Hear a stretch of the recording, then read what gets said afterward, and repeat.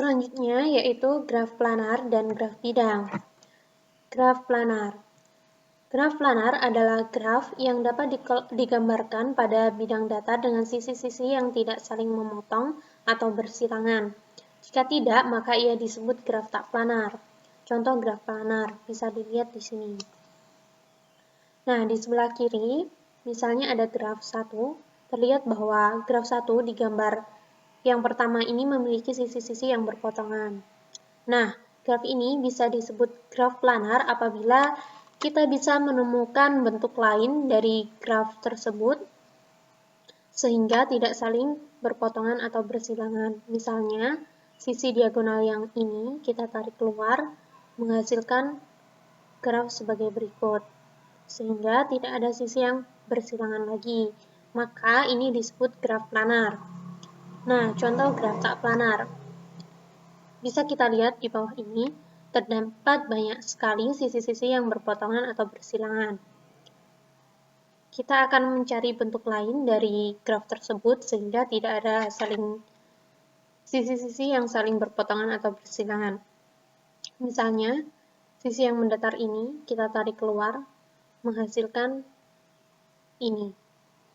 Lalu, sisi yang sini, diagonal yang ini, kita tarik keluar menghasilkan ini dan ini. Namun, kita ketahui bahwa di sini terdapat sisi yang bersilangan atau berpotongan. Nah, maka graf ini disebut graf tak planar karena masih ada sisi-sisi yang berpotongan atau bersilangan. Selanjutnya yaitu graf bidang. Graf bidang adalah graf planar yang digambarkan dengan sisi-sisi tidak saling berpotongan. Contoh graf bidang, yaitu sebagai berikut. Di sini ada gambar A, B, C. Graf A, B, C merupakan graf planar. Graf A disebut graf planar karena bisa dibentuk graf lain tanpa ada sisi-sisi yang berpotongan, seperti gambar di B. Nah, bentuk yang seperti ini disebut graf bidang. Graf planar adalah graf yang bisa digambarkan dengan sisi-sisi tidak saling berpotongan. Nah, apakah semua graf planar itu graf bidang? Belum tentu, tapi kalau graf bidang sudah pasti graf planar. Di gambar yang C disebut graf bidang karena pada gambarnya tidak ada sisi-sisi yang berpotongan dan dia merupakan graf bidang sekaligus graf planar. Selanjutnya, rumus Euler. Sisi-sisi pada graf bidang membagi bidang datar menjadi beberapa wilayah atau region atau muka atau face. Hubungan antara jumlah simpul dilambangkan dengan N, jumlah sisi dilambangkan dengan E, dan jumlah wilayah dilambangkan dengan F pada graf bidang dirumuskan dengan jumlah simpul dikurangi jumlah sisi ditambah jumlah wilayah sama dengan 2. Contohnya, graf bidang pada gambar di bawah ini terdiri atas 6 wilayah termasuk wilayah terluar. Yang harus kita ingat bahwa wilayah hanya bisa dibentuk dari graf bidang. Di sini terdapat wilayah 1, wilayah 2, wilayah 3, wilayah 4, wilayah 5, dan wilayah 6. Contoh, misalkan graf sederhana planar memiliki 24 buah simpul, masing-masing simpul berderajat 4. Representasi planar dari graf tersebut membagi bidang datar menjadi sejumlah wilayah atau muka.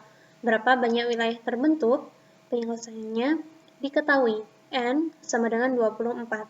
Maka jumlah derajat seluruh simpul sama dengan 24 dikali 4 sama dengan 96.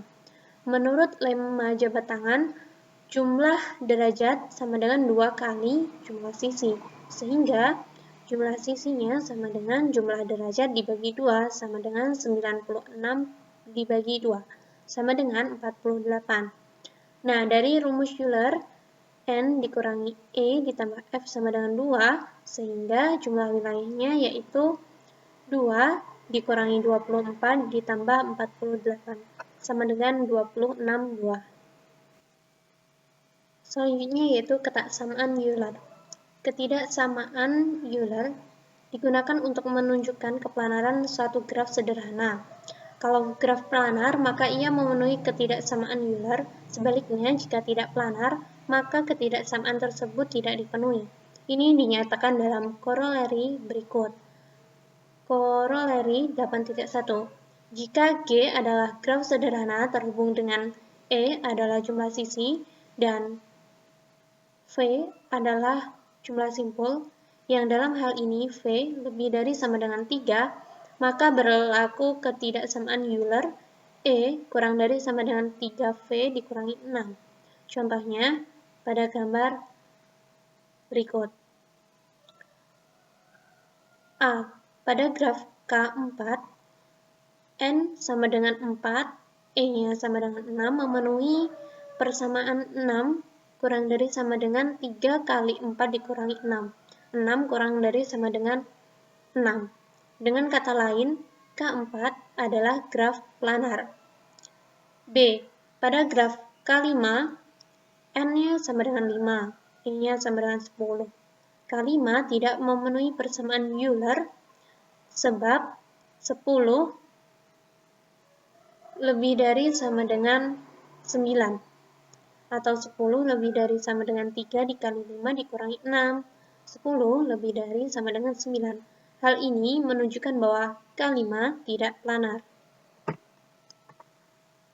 Nah, dalam koroleri 8.2, jika G adalah graf sederhana terhubung dengan E adalah jumlah sisi dan V adalah jumlah simpul, yang dalam hal ini V lebih dari sama dengan 3 dan tidak ada sirkuit yang panjangnya 3, maka berlaku E kurang dari sama dengan 2V dikurangi 4. Contohnya yaitu sebagai berikut. Nah, pada graf K3,3 tidak memenuhi ketidaksamaan E kurang dari sama dengan 2V dikurangi 4. Karena E-nya sama dengan 9, N-nya sama dengan 6. 9 kurang dari sama dengan 9 kali 2 dikali 6 dikurangi 4. 9 kurang dari sama dengan 8. Salah. Yang berarti K3,3 bukan graf planar.